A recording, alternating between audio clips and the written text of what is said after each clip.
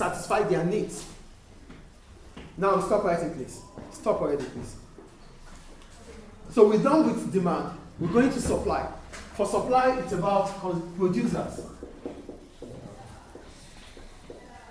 Demand is about consumers. Supply is about producers. So goods need to be produced before they are being sold to consumers.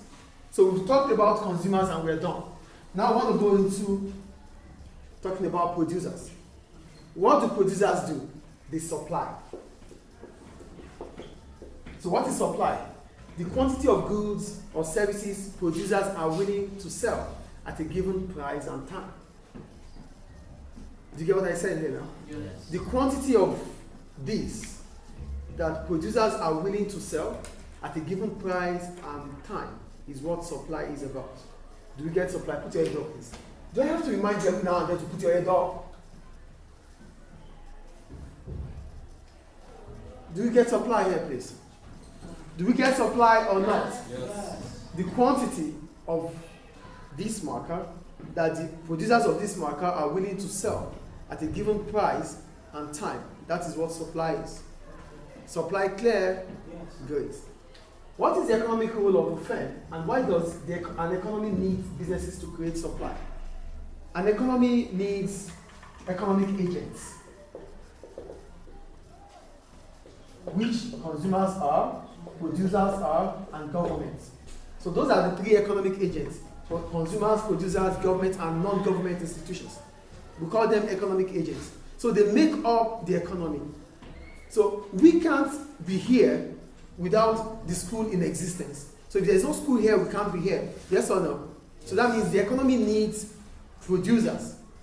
And why do they need producers? And this is what we want to go into now.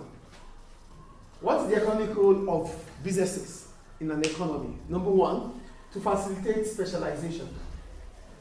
Every business has its own specialty. There are some businesses, they produce markers. Other businesses will produce boards. Different businesses produce different things, yes or no? Yes. So each business will produce what it's good at producing. And when I say what it's good at producing, I'm simply talking about what it is efficient to produce. I'm teaching economics, business, accounting because this is what I know how to teach.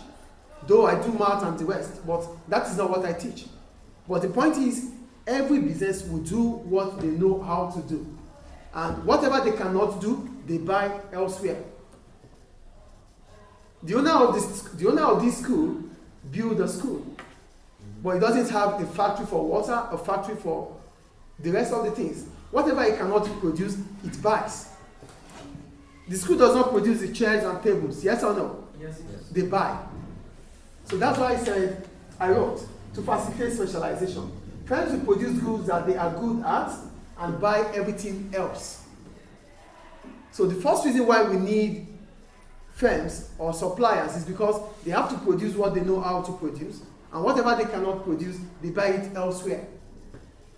Do we understand specialization here?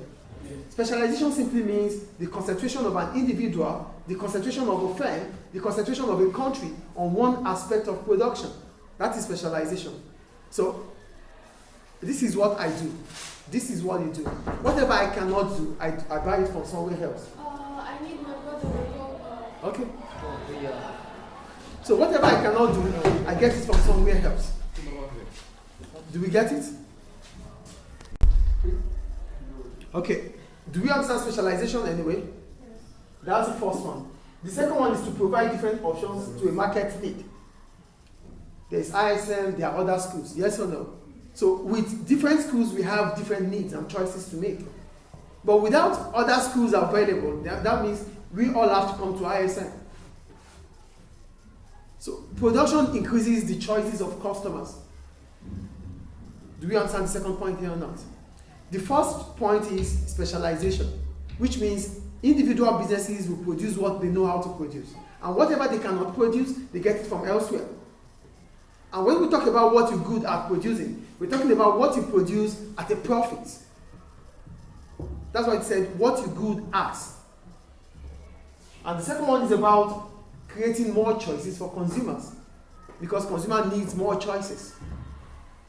Do we understand the second point? Yes. And the third one to create employment. Businesses will produce goods and services. It is expected of us to buy. So if we have to buy, we have to pay to get the product, yes or no? So where do we have this income? We need to work. Isn't it? Yes. Can you go to the store and tell them, give me that product without paying? No. So you need an income to buy. So how do you get this income? That's why they wrote here, consumers need to generate income. We have to generate income before we spend. So your spending is based on your level of income. So how do you get income? You have to work. So businesses will create job opportunities for people to come and work in return for wages, which is the income. Do you understand the three reasons why it is important to have businesses in an economy? Yes. One, the specialization. Two, they create employment. And three, what? Specialization, we talked about that. Employment and what? Choices for consumers. So these are the reasons why we need supply. Any question about them? No.